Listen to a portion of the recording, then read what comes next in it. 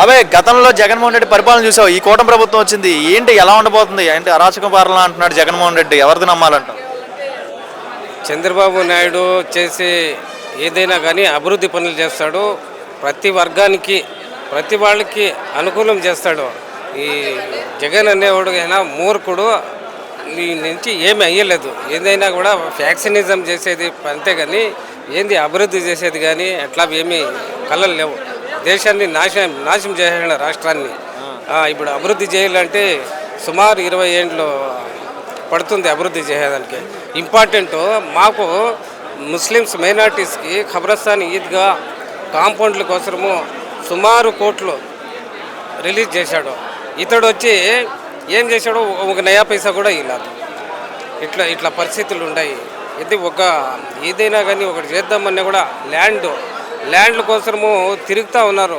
ఒక ల్యాండ్ ఉంటే ఒక 5 ఎకరాలు ఉంటే కన్నా దాంట్లో 1 ఎకరా ఎక్కువగా ఉంటే వైసీపీ వాళ్ళు ఏం చేస్తారో అది కబ్జా చేస్తూ ఉన్నారు. ఇట్లా తొందర చేస్తూ ఉన్నారు. ఇంతేగాని చంద్రబాబు నాయుడు అభివృద్ధి సూపర్గా ఉంటుంది. అమరావతి డెవలప్మెంట్ జరిగిద్దా మరి?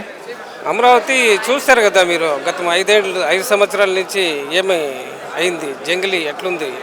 ఇప్పుడు చంద్రబాబు నాయుడు గెలుస్తానే ఎంత క్లీన్ అవుతూ ఉంది, నీట్గా అభివృద్ధి అవుతూ ఉంది. చంద్రబాబు నాయుడు వల్లనే అమరావతి అభివృద్ధి అయ్యేది, ఆంధ్రప్రదేశ్ రాష్ట్రము అభివృద్ధి అయ్యేది. అన్ని వర్గాలకు మంచి జరిగేది చంద్రబాబు వల్ల. బాబాయ్ ఎలా ఉంది జగన్ పరిపాలన, ఎలా ఉంది గతంలో? చంద్రబాబు నాయుడు పరిపాలన కూటమి ప్రభుత్వం వచ్చింది, ఎలా ఉంది? కూటమి ప్రభుత్వం వచ్చినాక బాగుండదు సార్. పనులు చేశాడు, పింఛన్లు బాగా ఇస్తున్నాడు, అన్ని రైతులకు కూడా సౌకర్యం బాగుండదు సార్. జగన్మోహన్ రెడ్డి కూడా ఉన్నాడంట రైతులకు బాగా దగ్గరికి. ఏం లేదు సార్ జగన్మోహన్ రెడ్డి.